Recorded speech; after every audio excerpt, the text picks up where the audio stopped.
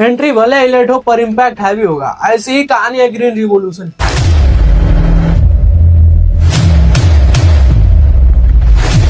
भारत हर साल लगभग 18 से 20 मिलियन टन चावल एक्सपोर्ट करता है, पर यही भारत 1950 के दशक में PL 480 के तहत अमेरिका से अनाज इंपोर्ट करता था। 1950 से आज वर्तमान के बीच ऐसा क्या हुआ जो कभी दूसरों पर अनाज के लिए निर्भर था, वो आज कृषि क्षेत्र में विश्व का दूसरा सबसे बड़ा देश है।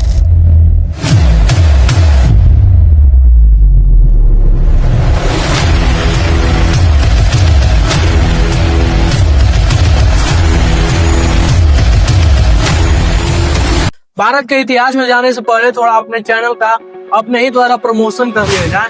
वो क्या है ना कि दूसरों से प्रमोशन के लिए थोड़ा बजट कम। मेरे चैनल का नाम देव साइंस अविनाश है। मैंने हाल ही में यह चैनल शुरू किया है। अगर इस चैनल के बारे में और जानकारी चाहिए तो चैनल सब्सक्राइब करके पूरी प्रोफाइल देखिए। अभी इतिहास में वापस आते हैं। यह बात है 1960 से पहले की भारत में भूखमरी, अकाल, सूखा, पलायन अपने चरम पर था। भारत के लोग भूख से मर रहे थे। लोगों के लिए बर्तन में रखा गर्म पानी की सूप से कम नहीं था। अनाज की इतनी कमी थी कि सड़क किनारे लोग पत्ते, जड़े, यहाँ तक कि पेड़ की छाल तक खा रहे थे। लोग रोजगार और अनाज की तलाश में पलायन करने लगे।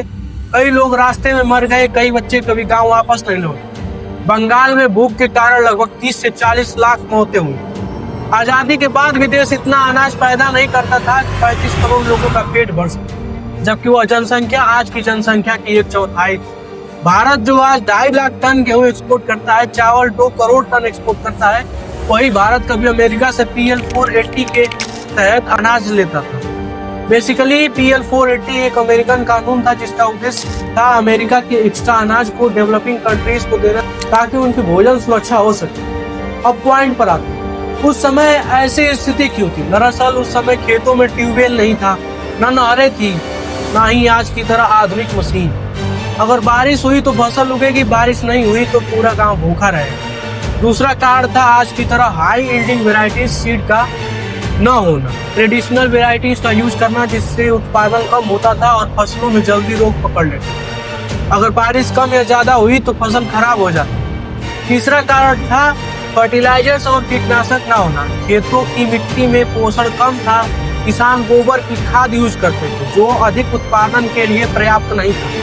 इन सभी कारणों से अनाज का उत्पादन कम होता था जिससे भारत में भूखमरी अपने चरम पर थी। तब सरकार ने इन समस्याओं से राहत के लिए रिलीफ कैंप्स खोले। रिलीफ कैंप जिसमें आपदा के वक्त प्रभावितों को भोजन, चिकित्सा और सुरक्षा देता। सरकार ने अनाज सस्ते दामों पर बेचने की कोशिश की, लेकिन अकाल इतने बड़े पैमाने पर था कि राहत कम पड़ जाती थी। दूसरों देशों से अनाज मंगवाया। अगर यह अनाज न मंगाया गया होता तो भूखमरी और बढ़ जाती। सरकार ने खेती सुधारने के लिए 1952 में कम्युनिटी डेवलपमेंट प्रोग्राम शुरू किया। इसका उद्देश्य था खेती में सुधार लाना। इसमें किसानों को कृषि सिखाई गई, नहर और जलाशय बनाने की शुरुआत हुई।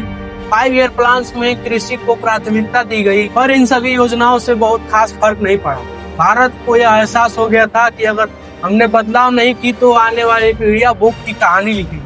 सरकार ने कृषि वैज्ञानिकों को विदेश भेजा, उन्हें ज्यादा उपज वाले बीजों का प्रशिक्षण दिलाया, नई तकनीक इकट्ठा की।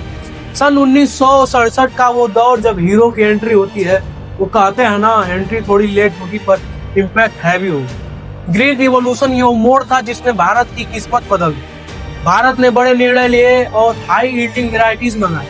गेहूं के लिए मैक्सिको से नॉर्मन बोरलॉग द्वारा विकसित ड्वार्फ वेराइटीज मंगाए। चावल के लिए फिलीपींस में IRI द्वारा विकसित IR8 जिसे मिरेकल राइस भी कहा गया, वह मंगाया। इन बीजों के इस्तेमाल से 3 गुना पैदावार बढ़ी और देश में भूखमरी और भूख से संबंधित आपदाओं में कमी आई। कृषि क्षेत्र में तकनीकी प्रगति हुई। किसानों को आर्थिक स्थिति में सुधार हुआ क्योंकि अधिक उत्पादन से उनकी आय बढ़ी। भारत कृषि में आत्मनिर्भरता हासिल की और खाद्य सुरक्षा मजबूत की। सरकार ने फर्टिलाइजर्स और पेस्टिसाइड की सप्लाई बढ़ाई जिससे मिट्टी को पोषण मिले और कीड़े फसल न खाएं। दोस्तों, ग्रीन रिवॉल्यूशन से उत्पादन तो बढ़ा मगर अनाजों की कीमत में उतार चढ़ाव होता रहा, जिससे किसानों को बहुत नुकसान झेलना पड़ता।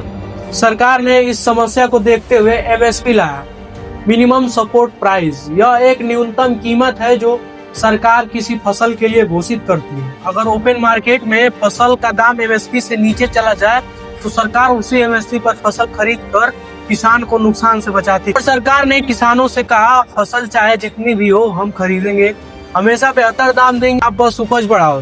यह दावा किसानों को फसल उगाने की हिम्मत देता है। लेकिन वो कहावत तो सुनी होगी ना कि दूध की जली बिल्ली भी मट्ठा फूंक कर पीती।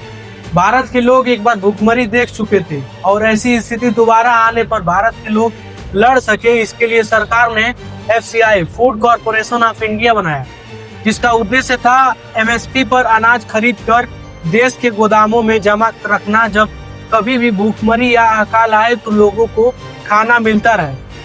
PDS के माध्यम से गरीब वर्ग को सस्ते दाम पर अनाज उपलब्ध कराए।